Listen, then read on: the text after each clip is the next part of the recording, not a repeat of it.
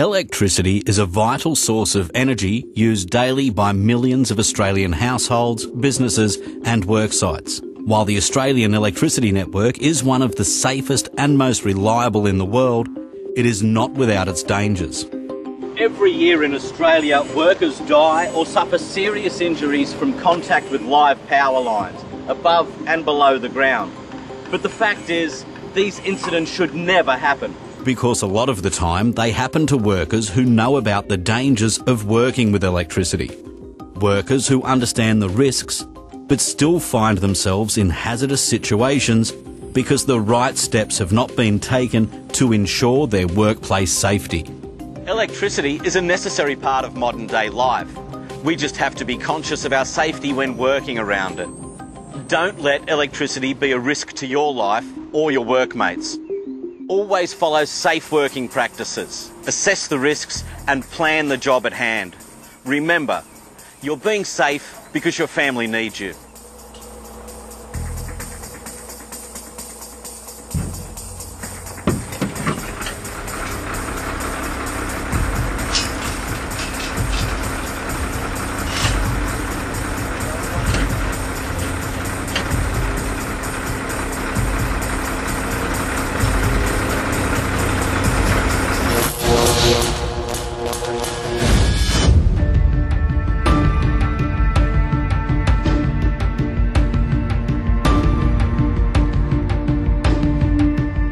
We've just watched an incident where someone was killed.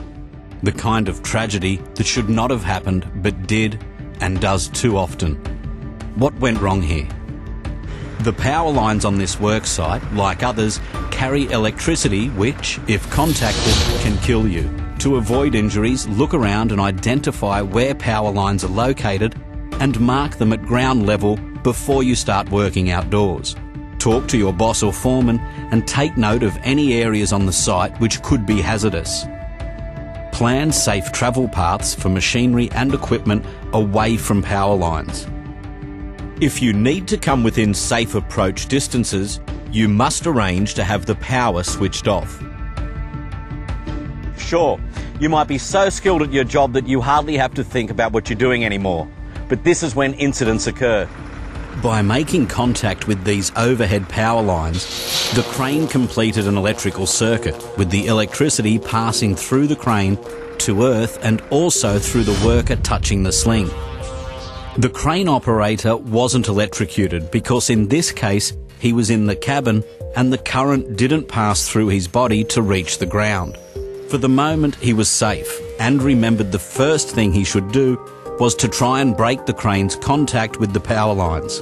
But the crane's controls were disabled by the power surge. Even so, from his training, he knew the best course of action was to stay put in the cabin and wait for the power to be shut off by the local electricity authority. Only if and when there is a visible sign of fire should you get out of the cabin. In this case, he jumped clear, making sure he didn't touch any part of the crane and the ground at the same time. That would have allowed the current to run through him. But even then, he was not out of danger. An electrical current flowing through the crane to earth has created an invisible radiating electrical field in the earth outwards from the crane. If he had walked or ran, one leg would have been at a different voltage from the other and the current would have flowed through his body, causing him to receive an electric shock. The answer was to keep his feet together in constant contact with the ground and shuffle or hop at least 8 metres away from the crane. All right, he was out of danger, but what about his mate? Whatever happens, don't try and go to the assistance of anyone who has received an electric shock, or let anybody else. All too often, secondary deaths can occur because others get electrocuted trying to help earlier victims. It's a tough ask, but even if it looks like the power lines are dead, keep well clear by at least 8 metres until the electricity authority arrives. They're the only ones who can tell you for sure if it's safe. Another hazard to be aware of is the potential for tyres to explode up to 24 hours after a vehicle contacts a power line. Create a 300-metre exclusion zone around the vehicle for a minimum of 24 hours. Following this, ensure the vehicle is thoroughly inspected for tyre and mechanical damage. Okay, this was obviously a dramatisation, but it was based on real occurrences, unnecessary and for the most part avoidable injuries which happen on work sites every year to workers just like you. We were working on this pour and we had to get the boom tucked in pretty close underneath this power line. Jacko knew that we were well inside the no-go zone, but, well, we'd done it before, so we thought we'd be all right. Jacko made sure of that because, well, he's always a bit twitchy when it comes to power lines.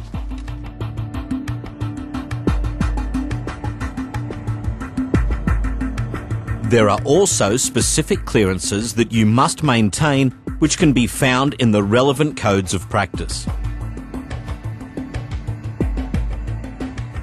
What nobody noticed was the power lines had got hot.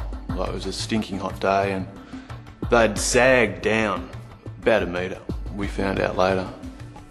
It was close enough to the boom to have caused us problems, even without what happened next.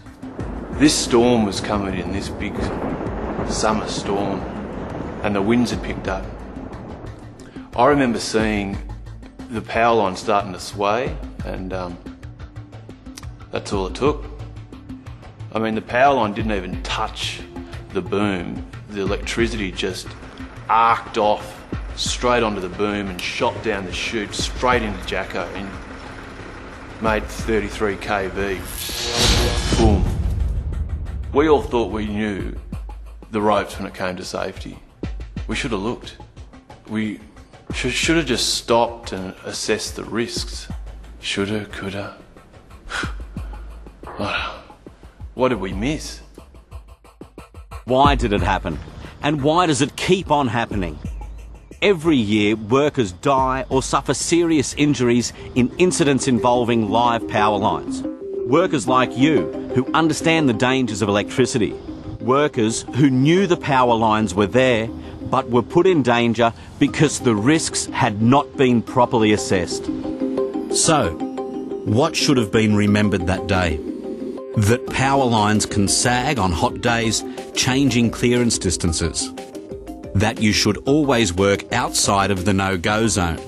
That strong winds can cause power lines to sway. That dim light can make power lines hard to see. That you don't have to be in direct contact with the power line to be injured. Electricity can arc across open space. All of these potential hazards should have been identified and adequate planning undertaken before work commenced on the site. And steps should have been taken to ensure contact with the power lines didn't occur. And of course, the same principles apply not only when operating cranes and booms, but also when moving many other forms of equipment and machinery regularly used on work sites, including scaffolding, tipper trucks, and elevated work platforms.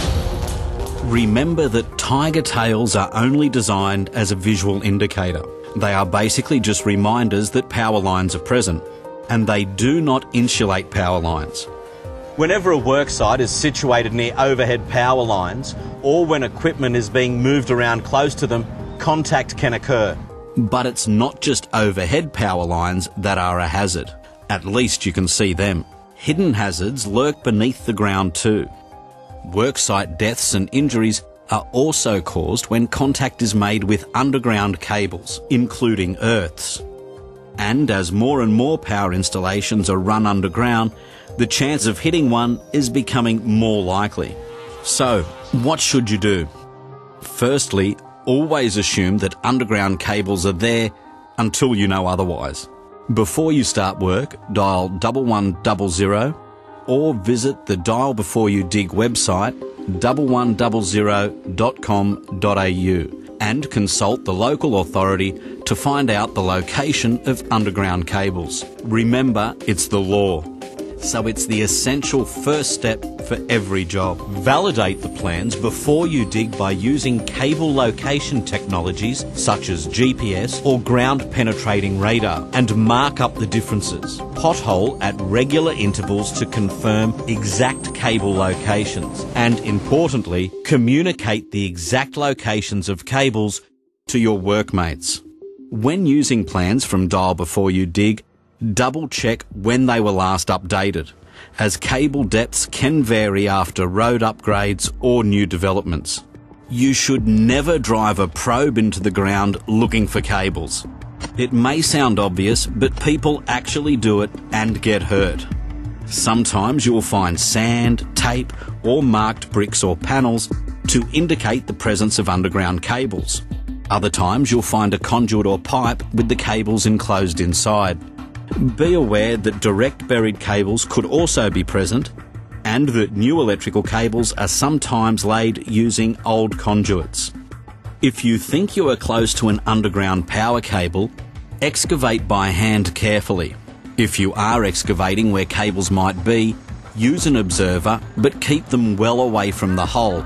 And of course, if any underground cables are accidentally damaged, don't attempt to approach, touch or repair them. Barry, mate, just stay in the cab there, mate. You've hit a cable there. Keep the machine operator in the cabin and clear the area by at least 8 metres. Notify the local electricity authority immediately and wait until they give the all clear before proceeding.